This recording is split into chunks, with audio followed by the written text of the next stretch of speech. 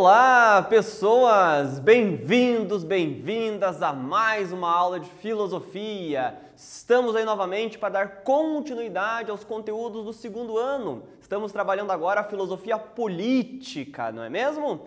Na aula de hoje vamos trabalhar, vejam só aqui, os contratualistas. Teremos 3 aulas aí para falarmos, né, de Thomas Hobbes, o John Locke e o Jean-Jacques Rousseau, né, os 3 principais pensadores dessa vertente da filosofia política. Mas antes da gente seguir para a nossa aula, só lembrando, como sempre, não esqueçam de registrar sua presença realizando as atividades obrigatórias lá no Classroom, né? Se tiver alguma dúvida durante a aula, aí anote, pegue seu caderno, seu material didático para ir acompanhando, né? Anote a dúvida para depois retirar a dúvida com o seu professor. Beleza, galera? Vamos nessa aí, então. Objetivos da aula de hoje, né? Temos 2 objetivos principais aqui para essa aula. Primeiro objetivo, apresentar o conceito de contratualismo. O que é o contratualismo, né? Na filosofia política. Segundo objetivo, compreender o contratualismo na filosofia do John Locke. Tá? Então hoje a gente vai ver o que é o contratualismo, o conceito contratualismo e a filosofia política de John Locke. Na aula que vem falaremos do Hobbes e na terceira aula o Rousseau, tá? Então lembrando aí, são 3 aulas aí sobre esse tema, beleza? Seguindo aí, como sempre, né, antes da gente adentrar o novo conteúdo, vamos retomar um pouquinho do que foi trabalhado na aula passada com a professora Louise, né? Então temos aqui um exercício para você retomar suas anotações da aula passada, rever os conteúdos e a gente revisar essa matéria com você, beleza? Então lá na obra Comentários da Primeira Década de Tito Livio, né, um livro do Maquiavel, né? Quais princípios são necessários a um regime republicano? Quando Maquiavel explica, quando ele fala da república, né? Quais princípios são necessários a uma república? Dá uma retomada nesses conteúdos, anota aí sua resposta e depois volta aqui para a gente corrigir.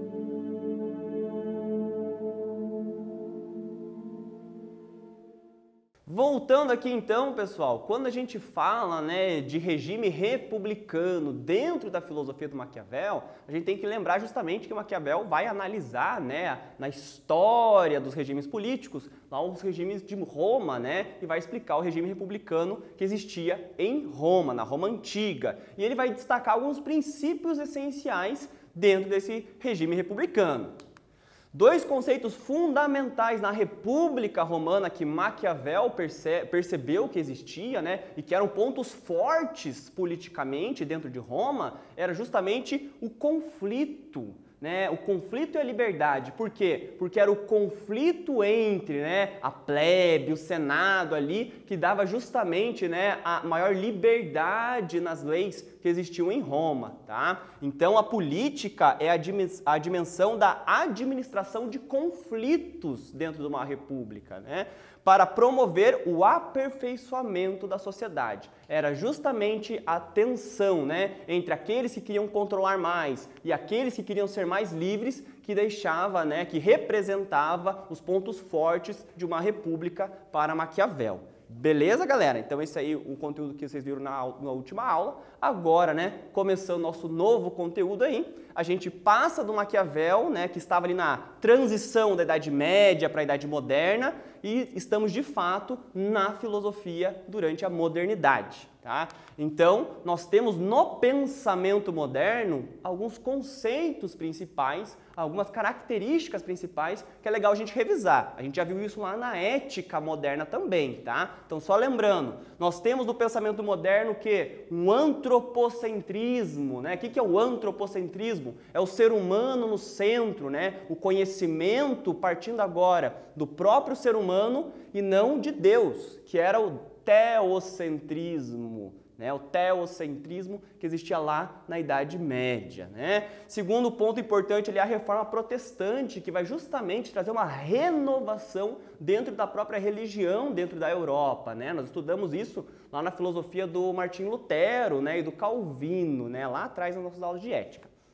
Terceiro, renascimento cultural, o redescobrimento do ser humano por meio da retomada das artes, né, lá da Grécia Antiga, né, das artes plásticas principalmente, né, a pintura, a escultura, enfim. E quarto ponto ali, a revolução científica, que é justamente agora, né, a humanidade buscando o conhecimento, não partindo da fé, mas partindo da razão, da ciência, né, do próprio ser humano. Então, do ponto de vista político, tá, a política também vai se basear em um método racional que tenha como foco o próprio ser humano para explicar as relações políticas, não mais aquela questão do direito divino que existia na Idade Média, né? O rei merece ser rei por quê? Porque foi Deus que escolheu ele para governar. Agora não, né? Agora eu vou explicar isso com um viés mais racional.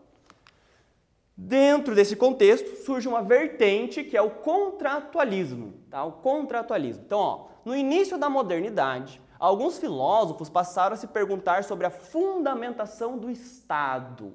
Tá? E o que torna legítimo o poder do Estado? Né? Eles vão parar para pensar e fundamentar na razão. Né? Por quê? Nós que um dia fomos livres como qualquer outro animal, né? Onde não existia lei, não existia polícia, não existia o Estado, né? E cada um fazia o que quisesse. Por que um dia a gente aceitou entregar essa liberdade a uma instituição que cria leis para cercear nossa liberdade? Nós entregamos nossa liberdade e em troca nós recebemos o quê? Tá? Então são questões bem legais, bem interessantes, que tanto o John Locke, o Thomas Hobbes e o Rousseau vão responder. Aí a gente vai estar vendo isso durante as nossas aulas daqui em diante. Tá? Então o que é o contratualismo? Os contratualistas dizem que o Estado foi formado por um acordo, portanto um contrato entre as pessoas, né? A sociedade civil, ou a sociedade como nós temos hoje, né, com leis que regem de um contrato social. Né? Claro que não é uma coisa literal, né? Não é que você, quando nasceu lá, foi lá e, né, obrigaram você a assinar um contrato que você ia ser né, um cidadão do Estado brasileiro. Não é isso, né? Mas é uma metáfora para explicar, né, o que fundamenta o poder do Estado. As pessoas um dia entraram em acordo. Galera, essa história de cada um fazer o que quer não está dando muito certo. Então vamos aqui fazer um acordo, você cede um pouco, eu cedo um pouco e a gente, né, entra em harmonia. Mais ou menos essa ideia aí, tá? Para isso, eles vão destacar dois tipos, né, de sociedades diferentes. O primeiro que eles colocam como estado de natureza, ou seja, o ser humano antes da sociedade. Antes existia o Estado, antes existia lei, antes existia polícia, etc. Né? Como era o ser humano? Então, um estado pré-social, tá? Pré-sociedade, dos seres humanos, onde cada indivíduo viveria como dono de si mesmo, tá? Sem leis a se seguir. Tá? Então, um estado realmente pré-social, né? Como o ser humano era por natureza, digamos assim, né? Quais são as características, né, naturais do ser humano, do seu comportamento, enfim. Cada filósofo vai responder de um jeito diferente. E cada filósofo vai responder de um jeito diferente também a passagem, a saída desse estado de natureza e até chegar no estado civil, né? Que é a sociedade regida por regras e leis que devemos acatar e obedecer, né? Onde existe um Estado formado pela representatividade. O Estado nos representa, nós entregamos a nossa liberdade a ele, né? Quando nós aceitamos seguir as leis que ele estipula, mas em troca ele vai ter que né, nos entregar algumas coisas, né? Cada filósofo vai apontar pontos diferentes, mas todos os filósofos contratualistas concordam que nós estávamos no estado de natureza e por algum motivo saímos dele e agora estamos no estado civil, beleza? Para fechar essa ideia aqui, um exercício bem tranquilinho, ó. O contratualismo é uma escola de pensamento a partir da qual várias interpretações sobre a natureza humana e o surgimento das sociedades civis foram concebidas. É isso que a gente acabou de ver, né? Para os contratualistas, o ser humano, letra A, vivia em um estado de natureza anterior às organizações sociais ou políticas que temos hoje, ou letra B, no estado de natureza era um animal desprovido de qualquer tipo de capacidade de relação social. Dá uma analisada nas alternativas aí, marca uma e depois a gente volta para corrigir.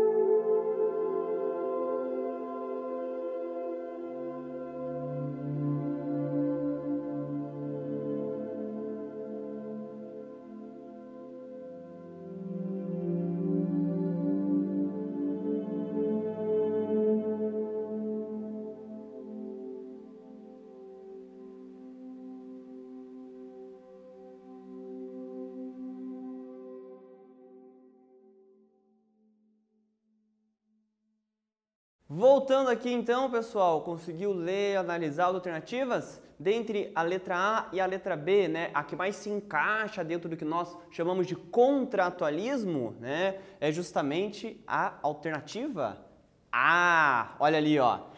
Para os contratualistas, o ser humano vivia em um estado de natureza anterior às organizações sociais e políticas que temos hoje, né? Um estado de natureza que passou para o que nós chamamos de estado civil, tá? Então, a alternativa correta, a letra A. Beleza? Seguindo aí, galera, temos aí o John Locke. John Locke, filósofo que supostamente já estudaram, né? Lá no primeiro ano, já viram um pouquinho da filosofia do John Locke, né? Um filósofo empirista. Né? O que é o empirismo? Aqueles filósofos que acreditam que o conhecimento vem da experiência, né? Vocês trabalharam aquele conceito do John Locke chamado tábula rasa. Tábula rasa, que para o John Locke, né, era a ideia de que nós nascemos sem nada na nossa cabeça. Né? Como se nós tivéssemos o nosso HD, a nossa memória, né, zerada. Como se fosse uma folha de papel em branco e que a partir da experiência que nós temos, o conhecimento ia se formando no nosso intelecto. Tá? Você, professor, tá, mas essa aula é de política, o que isso tem a ver com política? Ora, tem um princípio aqui político revolucionário. Por quê?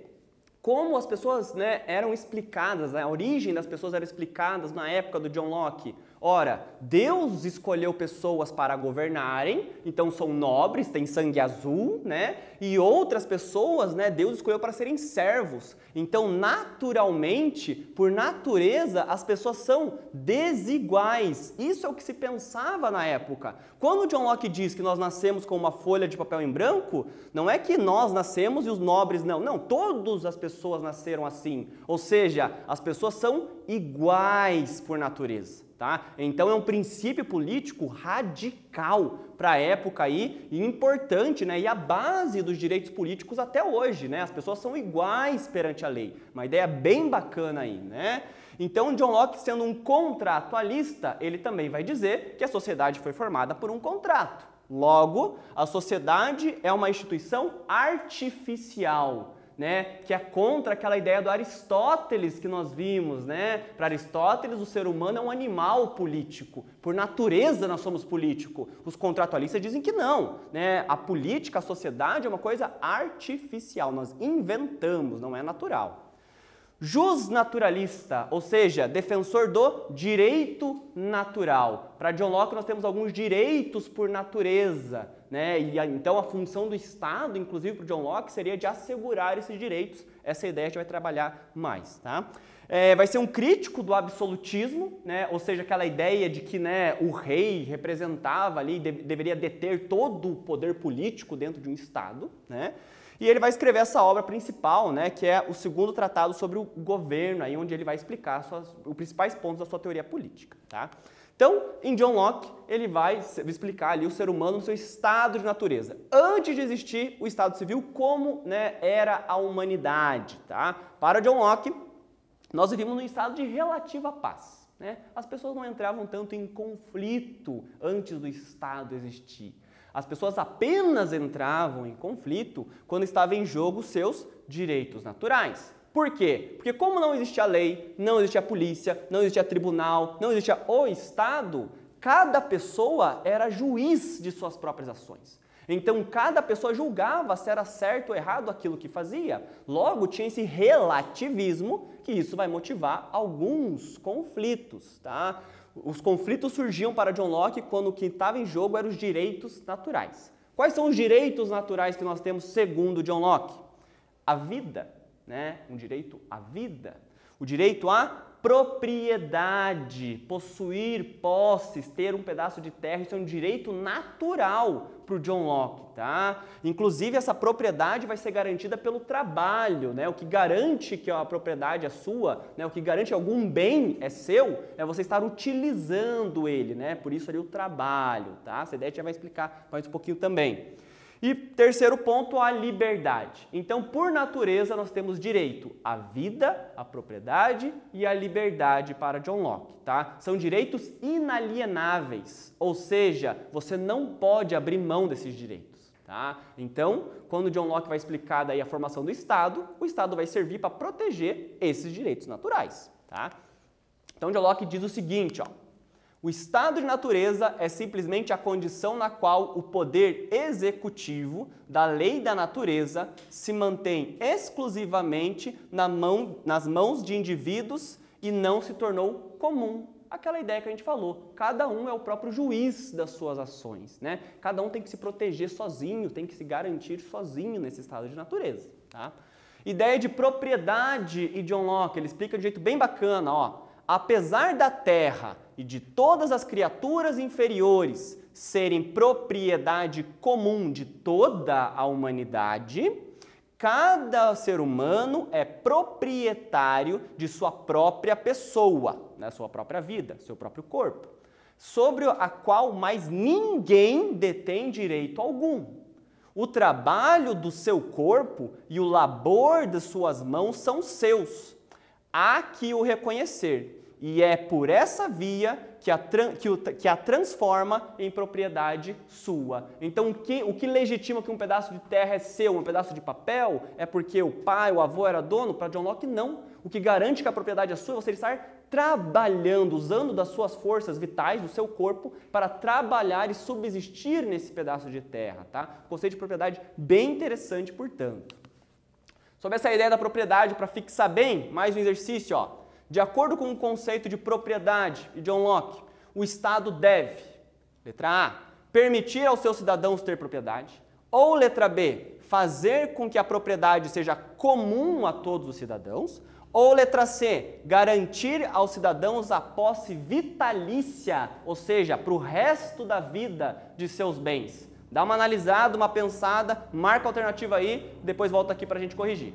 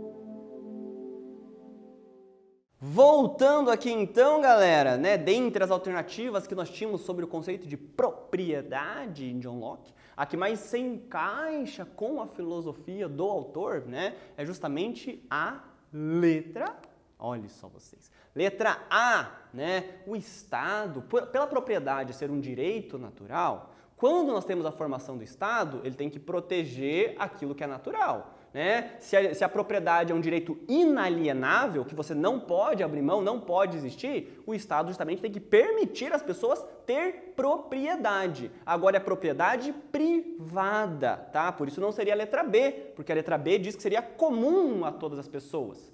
E também o que legitima a propriedade é o trabalho.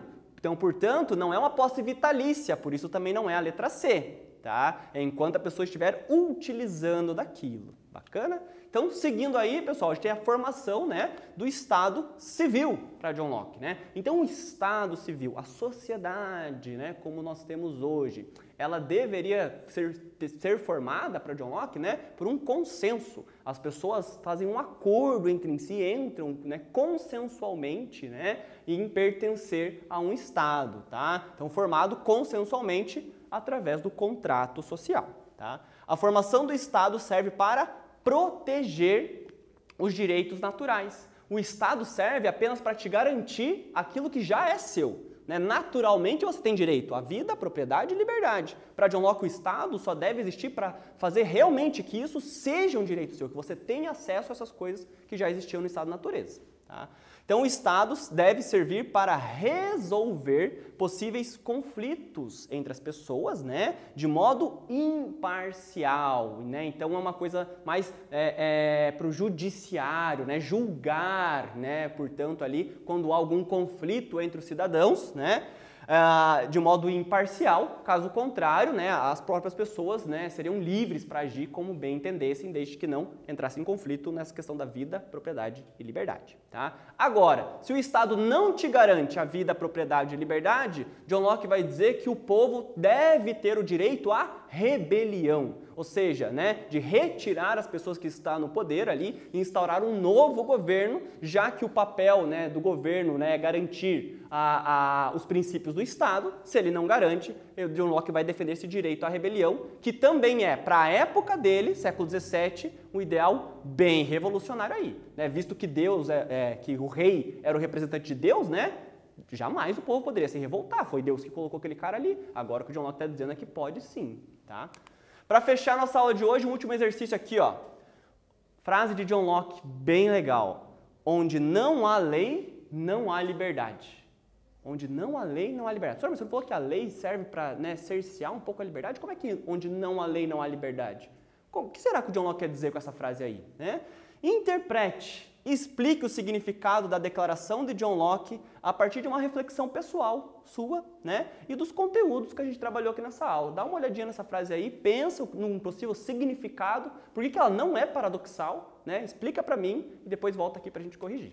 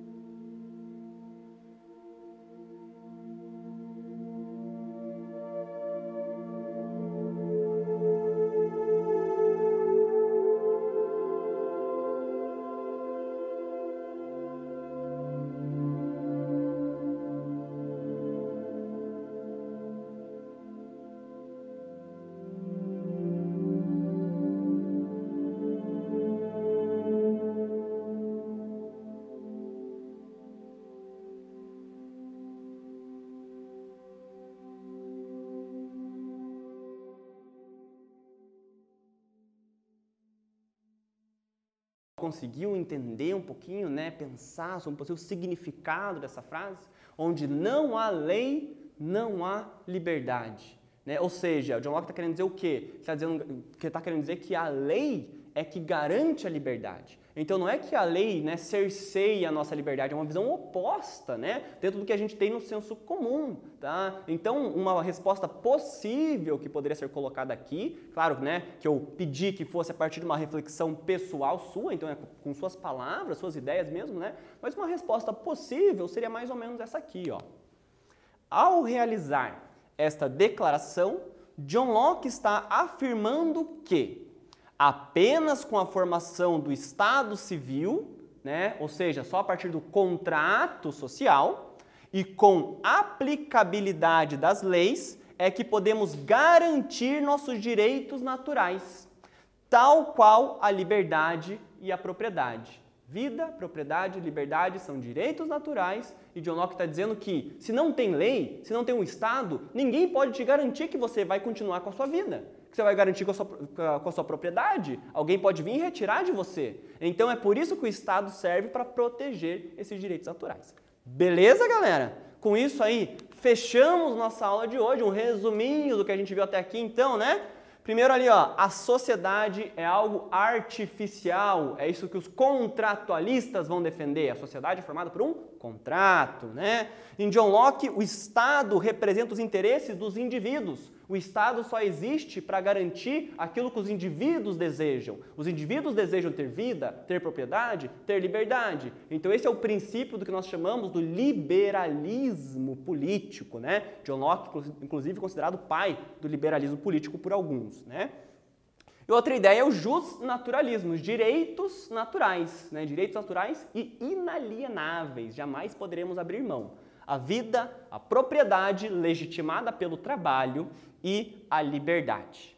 Beleza, galera? Com isso encerramos nossa aula de hoje e fiquem bem!